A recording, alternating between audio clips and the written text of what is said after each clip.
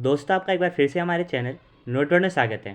आज के इस वीडियो में हम आपके लिए सिलेबस लेकर आए हैं संस्कृत क्लास 12th का सेशन 2022 और 23 के लिए।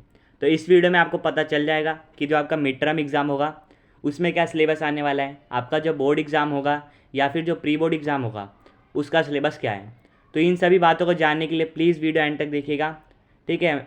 मैं गारंटी देता हूँ अगर आप वीडियो एंड तक देख लेंगे तो आपको जितने भी टॉपिक्स आपके एग्ज़ाम में आ रहे हैं, जो भी आपका सिलेबस है, आप अच्छी तरीके से समझ जाएंगे, ठीक है।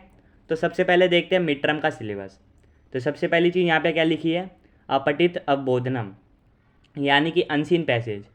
तो मिड टर्म में जो है अनसीन पैसेज आएगा, ठीक है। संस्कृत में आप जानते होंगे पहला ही जो क्वेश्चन होता है वो पैसेज वाला होता है, अनसीन पैसेज, ठीक है। पैसेज को पढ़ के ही आपको उसके आंसर लिखने होते हैं, ठीक है। फिर है रचनात्मक कार्य। इसमें दूसरा क्या है, औपचारिक अनौपचारिक पत्रम, यानी जो दूसरा क्वेश्चन है आपका वो पत्र का आएगा, ठीक है। आपको पता होगा आपको पत्र पूरा नहीं लिखना होता है, पत्र में जो बस खाली स्थान दिया होता है उसी में आपको जो है वर्ड भरना होता है। यहाँ ब्रैकेट में भी लिखा है कि जो मंजूषा है यानी जो आंसर की है वो आपको दी होगी, उसी में से जो है आपको सही उत्तर चुन चुन के खाली स्थान भरना है, ठीक है। तो तीसरी चीज़ जो है वो है लघु कथा। तो शब्दों की सूची दी हुई होगी उस आपको, ठीक है, उसमें से जो आपको खाली स्थान जो है उनको भरना है, ठीक है। लघु कथा यानी कि दो लोगों के बीच की बातचीत होगी, ठीक है। उसमें से कुछ जो शब्द हैं वो गायब कर दिए जाएंगे और आपको एक आंसर बॉक्स दिया होगा, तो उसमें से आपको सही जो आंसर है, ठीक है, किस जगह पे क्या शब्द आएगा वो आपको भरना होगा, ठीक है। तो लघु कथा हो गया। चौथा इसमें क्या है, अनुवाद करना है आपको। हिंदी भाषा के जो शब्द लिखे होंगे, ठीक है, उसको आपको संस्कृत भाषा में अनुवाद करना है। तो आपने संस्कृत का पेपर दिया होगा तो आप अनुवाद जानते होंगे, ठीक है, ज़्यादा मुश्किल नहीं आता है, ठीक है। हिंदी में कोई लाइन लिखी होगी उसी को आपको जो है संस्कृत में अनुवाद करना है। पांचवी चीज़ क्या है, संधि, ठीक है। संधि में क्या है, संधि विच्छेद भी है और संधि करणम भी है, ठीक है। यानी कि संधि दी होगी उसको तोड़ के लिखना या फिर जो संधि है उसका बताना, ठीक है, कौन सा भेद है। इसमें क्या क्या आ रहा है, स्वर संधि और व्यंजन संधि, ठीक है। और यहाँ पे एक और चीज़ लिखी गई है, संधि पाठ्य पुस्तकें प्रयुक्त पदानाम, यानी जो आपकी बुक है आपने देखी होगी, अगर आपकी संस्कृत की बुक है उसमें हर चैप्टर के पीछे जो क्वेश्चंस दिए होते हैं, तो कुछ जो क्वेश्चन होते हैं शुरू के वो चैप्टर से रिलेटेड होते हैं। उसके बाद जो ग्रामर का पोर्शन आ जाता है जिसमें संधि विच्छेद भी आती है। तो जो आपकी बुक में जो संधि विच्छेद के उदाहरण दिए गए हैं, ठीक है, वही आपको पढ़ने हैं, ठीक है। इसमें कौन कौन सी संधि है, स्वर संधि और व्यंजन संधि, ठीक है। छठा है पाठ आधारित समास विग्रह च, ठीक है। पाठ पे आधारित जो है आपकी बुक पे आधारित समास होंगे, ठीक है। समास का आपको विग्रह करना होगा या फिर समास बताना होगा। तो कौन कौन से समास हैं, 6 के 6 समास आ रहे हैं, अव्ययी भाव, द्विगु, द्वंद्व, तत्पुरुष, कर्मधारय और बहुव्रीहि, ठीक है। सातवां टॉपिक क्या है, प्रत्यय, ठीक है। जो प्रत्यय होगा वो आपको करना है, ठीक है। यहाँ पे क्या लिखा है, संयोजन या वियोजन, यानी कि जोड़ के लिखने के लिए भी या फिर तोड़ के लिखने के लिए भी आपका जो क्वेश्चन है वो आ सकते हैं। कौन कौन से प्रत्यय आ रहे हैं, कृत प्रत्यय आ रहे हैं, उसमें क्या क्या यहाँ पे आप देख लीजिए, तद्धित प्रत्यय आ रहा है और स्त्री प्रत्यय आ रहा है जिसमें बस टाप आ रहे हैं, ठीक है। तो कृत प्रत्यय में आप देख सकते हैं तव्यत, अनिवर, कत, कतवतु, क्षत्रि, सानज, कितिन, ठीक है। फिर तद्धित प्रत्यय में देख लीजिए मतुप, इन, ढक। स्त्री प्रत्यय में टाप आ रहा है बस, ठीक है। आठवां क्या है, उपपद विभक्ति का प्रयोग। उपपद विभक्ति जो है आपका ग्रामर का पोर्शन है, ठीक है। यहाँ पे ब्रैकेट में क्या लिखा है, पाठ्य पुस्तक पे आधारित, ठीक है। तो जो आपकी बुक है उसके जो चैप्टर्स आपके सिलेबस में हैं उसमें आपका जो ग्रामर का पोर्शन दिया हुआ है चैप्टर ख़त्म होने के बाद जो क्वेश्चंस होते हैं उसमें, तो उसी में से जो है आपको उपपद विभक्ति की प्रैक्टिस करनी है, उसी से रिलेटेड जो आपका एग्ज़ाम में आएगा। तो अभी तक जो आपने देखा वो तो टॉपिक्स थे ग्रामर के, ठीक है, जो आपके मिड टर्म एग्ज़ाम में आ रहे हैं।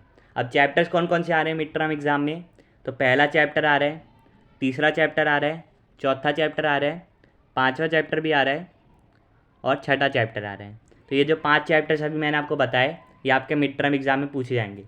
इन चैप्टर में से क्या क्या आएगा वो भी यहाँ पे लिखा गया है, प्रश्न उत्तर आपको पढ़ने इनके, ठीक है। भावार्थ, ठीक है, भावार्थ से आधारित जो है रिक्त स्थान भरने वाले क्वेश्चन जो हैं वो भी आपको इनमें से पढ़ने हैं, ठीक है। और शुद्ध भावार्थ का चयनम, यानी कि शुद्ध भावार्थ जो है आपको चुनने के लिए कोई भी आपको पद दे दिया जाएगा, फिर आपसे पूछा जाएगा कि इसका जो शुद्ध भावार्थ है वो क्या होगा, ठीक है। अन्वय आता है श्लोक का, ठीक है, अन्वय का रिक्त स्थान, ठीक है। ये सभी जो चीज़ें हैं आएंगी इस बुक वाले पोर्शन से, ठीक है। तो ये तो था हमारा बुक के लिए। अब आगे क्या है वो भी देख लीजिए। संस्कृत साहित्य इतिहास से सामान्य परिचय। तो शुरू में जो मैंने आपको बताया वो ग्रामर का पोर्शन था, ठीक है। उसके बाद बुक के चैप्टर्स बता दिए।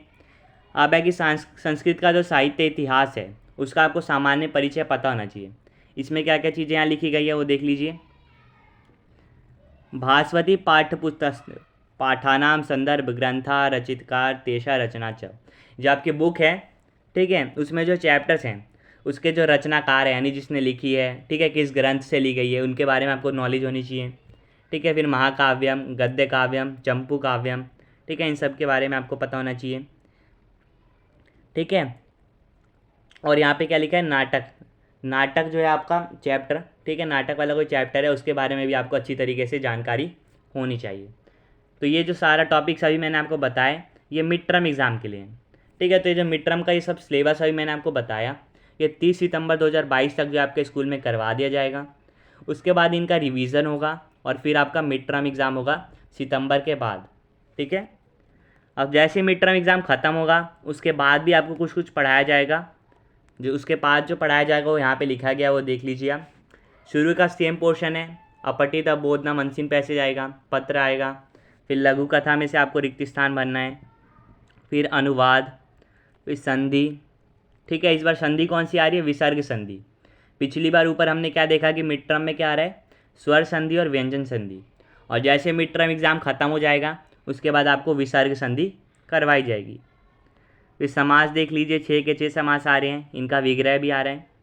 प्रत्यय कौन कौन से आ रहे हैं, तद्धित प्रत्यय और स्त्री प्रत्यय, ठीक है, और उपपद विभक्ति, ये सभी जो हैं आपको मिड टर्म के बाद करवाए जाएंगे। अब कौन कौन से चैप्टर्स बचते हैं जो मिड टर्म के बाद करवाए जाएंगे, तो चैप्टर 7, चैप्टर 9 और चैप्टर 11, ये तीनों जो है आपको मिड टर्म एग्ज़ाम ख़त्म होने के बाद करवाए जाएंगे, ठीक है। इसमें भी वही चीज़ आपको प्रश्न उत्तर देखने हैं, भावार्थ देखना है, श्लोक का अन्वय देखना है, ठीक है। और जो चैप्टर के बाद जो क्वेश्चन जितने भी दे रखे हैं, ठीक है, जिसमें मिलान वाले भी क्वेश्चन होते हैं और भी रिलेटेड क्वेश्चन होते हैं ग्रामर के, उपपद विभक्ति, ये सब, ठीक है। तो इन सभी को आपको चैप्टर जो है चैप्टर में से पढ़ना है, बुक में से पढ़ना है, ठीक है। फिर संस्कृत साहित्य इतिहास, इसमें भी वही चीज़ें, ठीक है। बुक में जो पाठ अभी मैंने आपको बताए इन सभी पाठों के जो रचनाकार है, जिसने लिखा है, किसी अगर ग्रंथ से ये पाठ लिए गए हैं तो उस ग्रंथ के बारे में, इन सभी चीज़ों के बारे में जो आपको जानकारी होनी चाहिए, ठीक है। तो यानी कि आपको जो चैप्टर यहाँ पे लिखे गए हैं उनका अच्छी तरीके से पता होना चाहिए। चैप्टर जो जिसने लिखा है उस कवि के बारे में भी पता होना चाहिए, उसका इतिहास पता होना चाहिए, किसी ग्रंथ से लिया गया है तो ग्रंथ के बारे में पता होना चाहिए, ठीक है। तो ये जो अभी मैंने आपको बताया सिलेबस, ये आपको 15 दिसंबर 2022 तक जो है कंप्लीट करवा दिए जाएंगे। तो आप समझ गए 30 सितंबर तक जो आपका आधे से ज़्यादा लगभग जो है सिलेबस कंप्लीट हो जाएगा। उसके बाद सितंबर के बाद आपका मिड टर्म एग्ज़ाम होगा। मिड टर्म एग्ज़ाम ख़त्म होने के बाद जो अभी मैंने आपको सेकंड पार्ट में वीडियो के जो अभी मैंने आपको ये सब बताए चीज़ें, ये जो टॉपिक्स बताए, ये जो चैप्टर्स अभी बताएं, ये आपको करवाया जाएगा। और ये कब तक करवाया जाएगा, 15 दिसंबर 2022 तक। उसके बाद होगा इन सभी का रिवीजन और उसके बाद जो है आपका होगा प्री बोर्ड एग्ज़ाम। और प्री बोर्ड का एग्ज़ाम का जो क्वेश्चन पेपर है बोर्ड एग्ज़ाम के क्वेश्चन पेपर की तरह बिल्कुल सेम होता है, दोनों का पैटर्न सेम होता है, क्वेश्चन भी सेम तरीके के आते हैं। तो इसलिए आपका जो प्री बोर्ड एग्ज़ाम होगा उसका जो है आपको स्कूल में सॉल्व करवाया जाएगा, ठीक है, उससे, ताकि आपकी जो प्रिपरेशन है अच्छी तरीके से हो जाए। या नीचे नोट में क्या लिखा है कि जो सिलेबस का डिस्ट्रीब्यूशन है बस पढ़ाने के लिए, कि इतना जो सिलेबस है आपको इतने टाइम में कर लेना है, जिससे अच्छी तरीके से पढ़ाई हो सकेगी। लेकिन जो आपका बोर्ड एग्ज़ाम है उसमें कंप्लीट सिलेबस आएगा। तो मैं उम्मीद करता हूँ आपको संस्कृत का जो सिलेबस है पता चल गया, ठीक है। आपसे फिर मिलेंगे नेक्स्ट वीडियो में, तब तक के लिए bye bye, see you again and thanks for watching.